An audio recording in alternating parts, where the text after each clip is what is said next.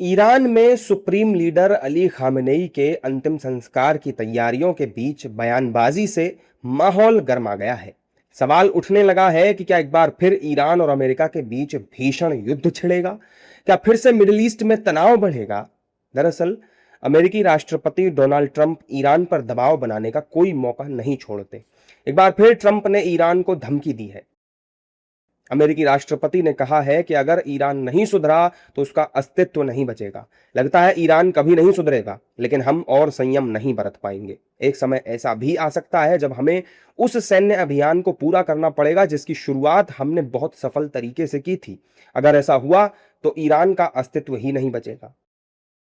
जाहिर तौर पर ट्रंप के बयान से दोनों देशों के बीच जारी वार्ता को झटका लग सकता है। वहीं खबर यह भी है कि अमेरिका ने शुक्रवार को करीब 1 घंटे तक ईरान के मिसाइल, ड्रोन ठिकानों और तटीय रडार साइट्स पर हवाई हमले किए थे। ट्रंप का दावा है कि ईरान ने युद्ध विराम तोड़ा था, इसलिए यह कार्रवाई की गई। वहीं ईरान ने स्ट्रेट ऑफ हॉर्मुज को बहुत जल्द दोबारा खोले जाने का दावा किया है। ईरानी विदेश मंत्री अब्बास अरागची ने इसे ईरान और अमेरिका के बीच साइन हुए समझौते का हिस्सा बताया है।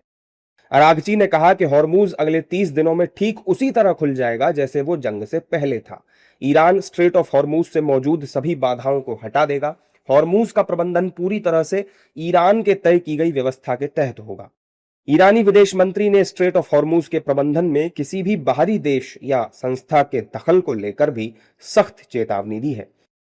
अरागची ने कहा कि किसी भी तरह की दखलंदाजी से स्ट्रेट ऑफ हॉर्मुज को फिर से खोलने में देरी होगी और क्षेत्र में तनाव का स्तर और बढ़ जाएगा। जैसा कि हमने पिछले 2 रातों के दौरान देखा है, स्ट्रेट ऑफ हॉर्मुज में हुई घटनाओं ने पहले ही तनाव और झड़पों को बढ़ाने में योगदान दिया है।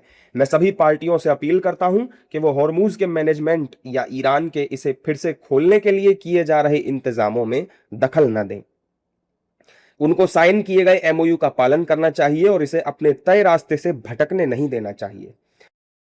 ईरान का कहना है कि लेबनान समेत सभी मोर्चों पर युद्ध खत्म होना चाहिए, लेकिन इजरायली सरकार ने अपने हमले जारी रखे हुए हैं। वहीं ट्रंप के बयान भी टेंशन बढ़ा रहे हैं। अब आपको ग्राफिक्स के जरिए दिखाते हैं कि अगर फिर मिडिल ईस्ट में संकट गहराया तो दुनिया के सामने क्या परेशानी खड़ी हो सकती है।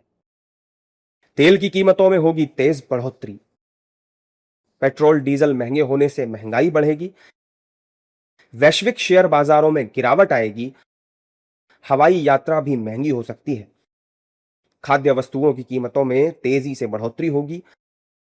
क्षेत्रीय संघर्ष के बड़े युद्ध में बदलने का खतरा भी इससे बना हुआ है।